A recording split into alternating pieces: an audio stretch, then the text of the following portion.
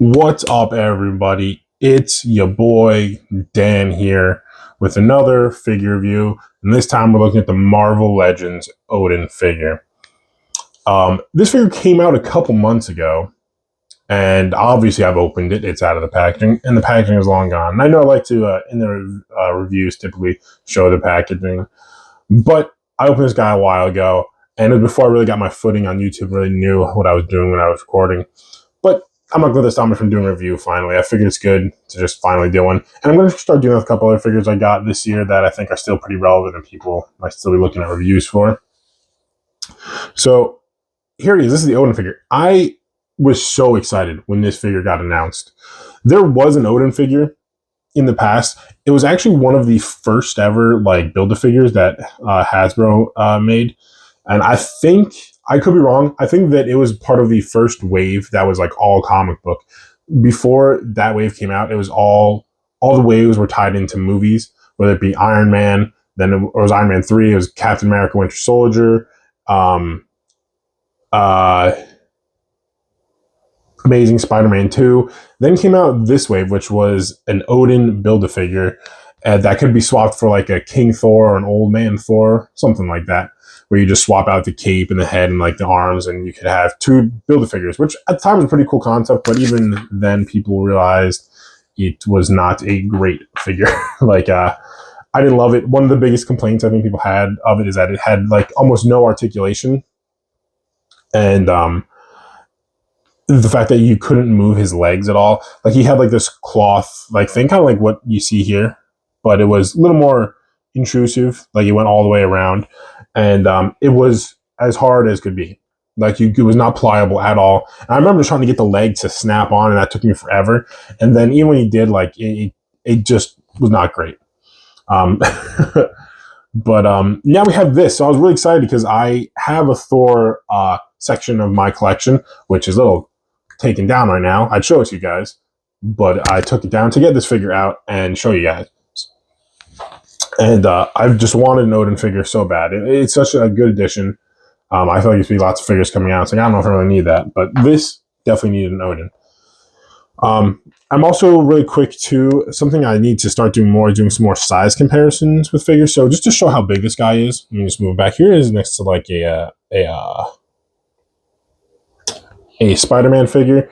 So you can see Thor or Odin is significantly taller. And then I even have a Thor figure here. Now this is a big figure too, but you can still see he's bigger than Thor here. This Thor, by the way, was in that Odin figure wave that I mentioned. And this Thor is one of my favorite figures, and my favorite Thor figure. I know it's not the typical, like the classic look that people like, but I love that figure. So I know one of my favorite figures of all time. And it's been out for like a decade, so that's crazy. But yeah, let's take a look at some of the accessories that Odin comes with, and then we'll take a look at the figure. So first off, you see he has this helmet on right here, very cool. But he comes with a couple different options for his head. So he comes with his other crown, which is similar, has like the horns. This one has like a little eagle at the top, which is very cool. You see his hair back there. This is cool. I like this one. I think I just like this one more, obviously. Something about this, it's a little too much gold. I like the little variation with like these browns. I'll take a look more at that in a sec, comparatively to this one. And then you can also just, if you don't want him wearing any crown, you can just throw his hair on. So that's pretty cool. You don't have to take the head off constantly. You can just take the crown off and like change it. So there's no reason to take the head off. I'm pretty sure it comes off, but yeah, I'm dropping everything. He also comes with some extra hands. So one of those and one of these fisted hands. We've seen both these hands before. But that's cool. I mean, I would have preferred two of these, like one right, one left hand, but you know, they don't have any matching sets. And then the hands he comes with are some holding hands. They're for holding these weapons right here. So to put the sword off the side there. This is a staff here, which this staff we've definitely seen before. I could even, I mean, I'm not 100% positive. Come on, focus there. That this came with the Odin figure, Build-A-Figure that I mentioned at the beginning of the video.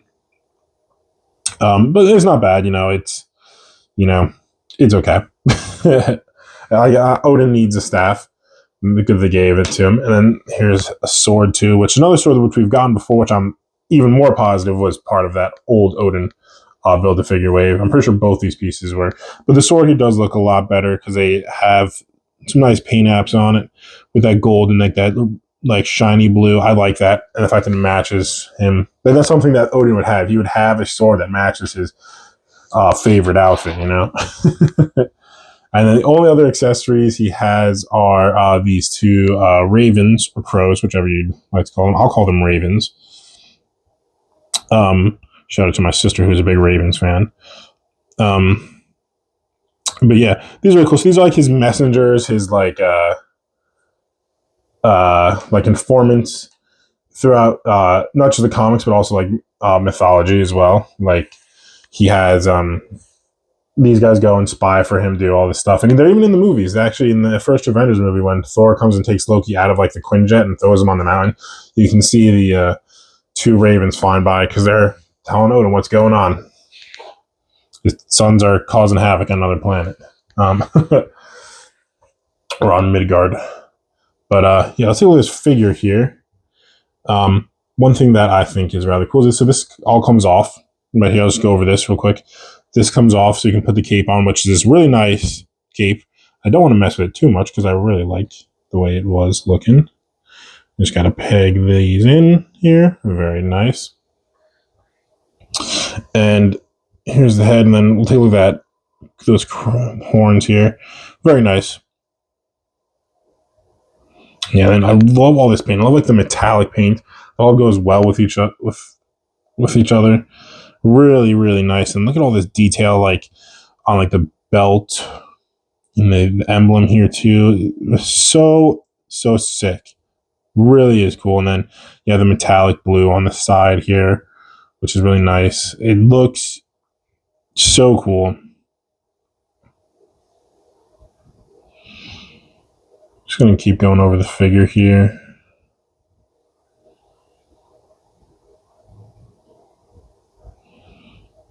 Just super cool. You can see he's got like the horns here. And something that is a really cool detail is one horn is broken and the other is not broken. So very cool detail. You even get that same kind of thing here where he has more horns, but some of them are broken. Like he's been in battle here. These aren't just for show. Like he's fought in all this. Like you can even see all the marks and stuff like on his shoulder that he's been in battle with this armor, which is super, super cool. Even all the way down to his boots, they have like marks and the slashes and all that. I love that. That's really cool. Like it looks very royal, something that's like, yeah, he's fought in these. He's a true king. He has fought.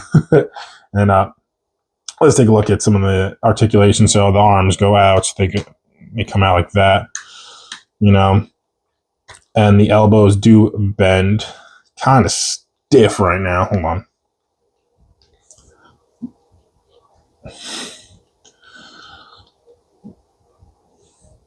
There we go. Got him. There. Not a ton of articulation there. And the hands move and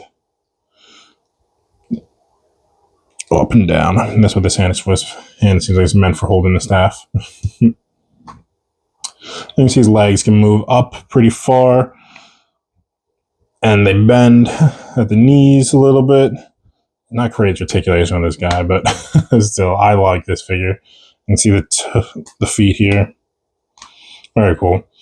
Anyway, I love this figure. I see a lot of people posing him up with like the ravens and stuff like on his shoulder, or I even think in like one of the promotional shots he has it like has it on like his wrist, like he's holding it out. But super cool figure. I would recommend this guy for anyone who has like a Thor display or just a Marvel Legends collector in general. I'm just, like I said, I'm just so happy that we got this figure because the old Odin figure was not great. This one looks so sick. I think some people are upset that it's a $60 figure. I don't know. I hate complaining about the prices of figures. Like, I don't know if the price will ever really dictate to me if I'm going to get a figure. If I like the figure, I'm going to get it. But I know that's not the same scenario for everyone. People, money isn't infinite.